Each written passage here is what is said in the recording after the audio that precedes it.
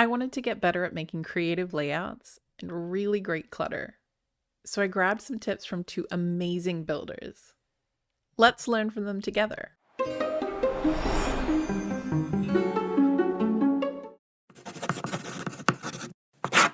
I'm really excited to introduce these two folks to you. They are great builders in their own rights, but each of them does particularly well in their own area. I'll do a tour, highlight the tips, and then apply them. Our first builder is Tuulani Whisperlight with the Tuulani Mage Tower. We arrive at a beautiful structure, and as we're ported in, we're taken to the very bottom of the tower. There's a quiet little pond here, quite unassuming at first glance. But as we move forward, we realize it's actually the base of a spiraling ascent. The stairs curve around it, and we're climbing inside the tower. As the stairs twist and turn, it's easy to lose your sense of direction. And suddenly, we emerge into a large room that is an absolute feast for the eyes. Color, detail, and so much personality. Through this densely packed bookshelf is a door that leads up to the chapel, and also to a second-story overlook where you can view the entire room from above.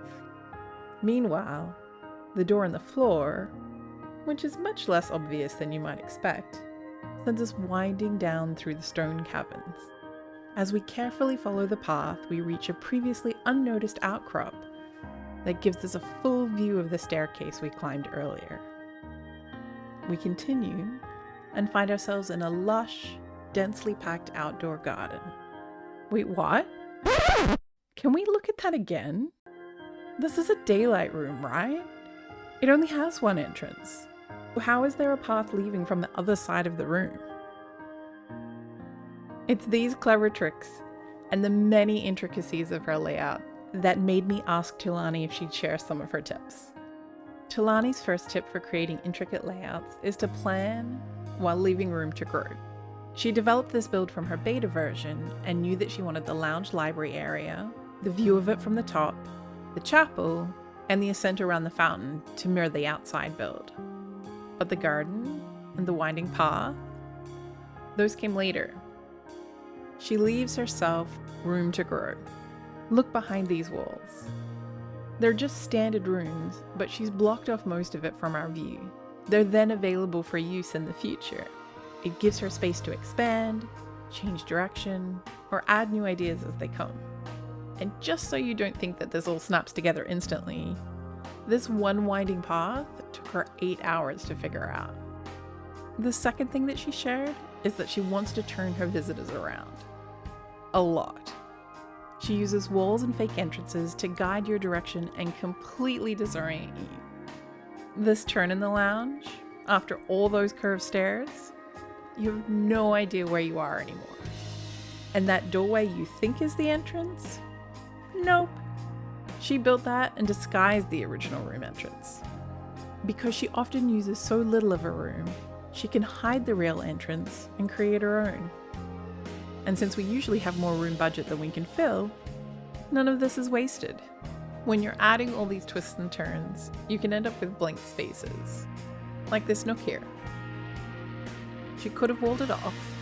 Instead, she turned it into a whimsical mini library using repeated items and playing with the scale of additional items so that they all look different. We're rolling with what happens as we build, channeling our inner Bob Ross and embracing the happy little accidents. One of the most striking things about this build is its verticality. To do this, she stacks empty stairwells on top of each other and next to each other, and then adding those extra paths that we've been talking about, weaving up and down and looping back around so you rediscover something you've already seen from a completely different vantage. You're constantly looking up, then down, then across. It makes the space feel huge, and it adds to that wonderful, I'm lost but in a good way feeling. And finally, the garden skybox room. How did she make those two entrances? Did you work it out? There's a false floor. If you notice, the stairs on each side lead down. Underneath, she's wrapped the path around so that you enter and exit through the same door without realizing it. It's brilliant. If you'd like to find out more about Tuulani's build, I've included her in-game character details below. So will I ever build something this complex? Honestly, probably not. I get lost so easily that I don't want to get lost in my own house. But there are so many good ideas here that we can use at a smaller scale. Let's take these tips and see what we can apply to our own builds. What caught your eye? Before we go any further, let me share a few things about this house. I'm gonna let you in on some secrets. The base is a cozy cottage, but it will also be the hub for a whole network of secret doors that will eventually lead to different fantastical worlds. And this library, it has 3 secret doors. I'll give you a moment. Can you spot them? If you've seen some of my other videos, the magical study probably isn't a surprise. But we've also got this hallway here, and this tiny little room just for my decorator gnome. So right away, I'm already using Tuulani's first tip. Start with a base structure, but leave room to grow. My first step was planning the exits. I looked at each doorway and decided whether it needed to be wide or narrow. Then I built the rooms around these choices. This wall intersects so that I can have both a window and an exit. This rug is wallpaper here.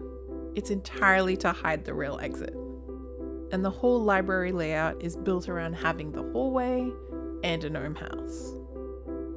Let's deep dive into the library exits for a moment. When I first built this, the secret bookshelf and the gnome were right next door to each other.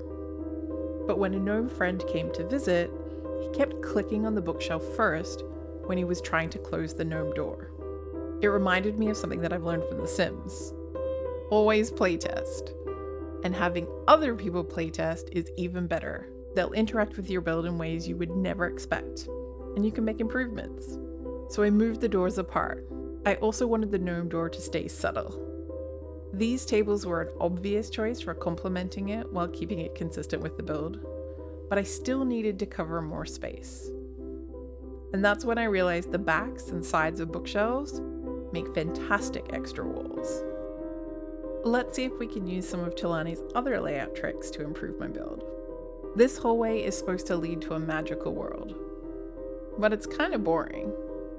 One of the reasons it is sat unfinished is because I didn't really know how to make it interesting.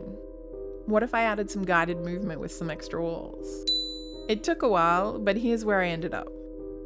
Now the hallway curves, so you can't see where it goes from the outside, and it leads to a room with 2 new doors, which gives me even more possibilities for future worlds. Definitely an upgrade. To make this work, I played around with the floor plan. I added 2 tiny square rooms that connect into the existing rooms that were thankfully for experimenting, and it's also set me up for future options. I also used Tuulani's tips about disguising room transitions. I laid down a second floor using Belemeth's small platforms sunk into the ground. It's a lot of decor points, and I still need to clean up the joins, but it really helps hide the actual entrances. If you're trying this and you get the red outline for placement not possible, try removing the platform, starting from a different point. Somehow this let me cover the entire floor. One final tip from Tuulani that I haven't mentioned yet. The actual decor walls prevent camera clipping. If you only use tables for custom walls, your camera will clip right through them. But if you hide decor walls inside the tables, the camera behaves properly. I had no idea this was even a thing. And before we move on, a couple extra tips from me. Custom walls may take more budget, but they're great for hiding objects in when you need to. And even if you can't dye furniture, you can modify it to match your walls. For example, I used Gilnean benches and small bookshelves to recolor the wood on the old salt fireplace. The trick is to challenge yourself to keep a really believable visual. Adding this extra bench gave me a much smoother finish on the front, and I added extra bits of decor to hide the joints. Next up, clutter. If you've been around housing discussions for a while, you know that good clutter is what makes the space feel lived in. Like someone actually uses the room. But how do you do that without making everything look chaotic or stale? I asked Cogsworth for some tips because he has a real knack for natural looking clutter. His house captures the essence of a hoard home beautifully. The entranceway totally sets us up for this. From here, we move into a large dining hall full of cozy nooks and tables. The kitchen is set up to feed a horde of hungry mouths. And then we notice, what's this? An innocent curtain? Nope. It leads into a kobold cavern filled with candles and beams. It feels like something straight out of the Ringing Deeps. And because this house can cater to a lot of guests, we've got an ample bathroom, fit for a horde of all sizes. It also wouldn't be a horde house without a room for sparring and weapon storage. Cogsworth has even included an alchemy corner for preparing, let's call them, battle enhancements. There's actually way more to Cogsworth's house than I was able to include here. So if you'd like to see a more detailed walkthrough, you can check out the video that I've linked in the description. But just before we jump into the tips, take a look at this table. Can you spot what makes the clutter work? Let's check out whether Cogsworth agrees with you. The first thing that Cogsworth told me is that clutter looks better when it's a little bit messy. For horde builds, this is even easier to sell. A few things out of place actually fit the aesthetic. This sink is a perfect example of some well-placed mess. But this idea isn't just for horde homes. A touch of disorder can make any space feel more real. Cogsworth's go-to clutter items are books, scrolls, chests, and random trinkets depending on the build. He sticks with a theme, but mixes repetition and variation so it feels intentional rather than just copy-pasted. You can see this approach throughout his entire build. When placing objects, he uses a couple of tricks to keep things looking natural. He clusters items together, again varying their size, height, and angle. And he also avoids lining things up in perfect rows, because in real life, that almost never happens. Sometimes he'll pick one central object, and then he builds a messy asymmetrical cluster around it. This is what makes his clutter feel organic and not staged. Cogsworth also shared that he likes to leave some empty space when placing clutter. A fully cluttered surface can look great, but giving objects room to breathe makes the whole scene feel more intentional. And you get to appreciate the individual pieces. The final tip on clutter is something that I noticed about Cogsworth's build. He's created continuity through the house by having objects that he's repeated. Yes, there are horns and tusks, but I also noticed the maelstrom chimes throughout the build and the yellow light pouring through the windows. These help enforce the feel that this is one build. Rather than trying to implement all of Cogsworth's tips across my entire build, I will get there eventually, I decided to focus on this one bookcase. It looked fine, but it was clear that it could be developed further using what we've learned. I grabbed more and different boxes, moved away from lining everything up perfectly, though there are some limitations with the bookshelf. I still have a few centered objects, but they're no longer all centered and symmetrical. The difference feels dramatic to me. And yes, you could say, well, it just looks better because there's more stuff. But I really think that it's not just more, it's how the more is arranged. For my second play at clusters, I added some books to the one stack on the floor. They look cute. I also added some cohesion by repeating the single candles you may have noticed in the library down the hallway. I plan to add this in other areas of the house as well. I still have more to develop here, but I'm happy with where this has landed. A couple extra clutter tips from me.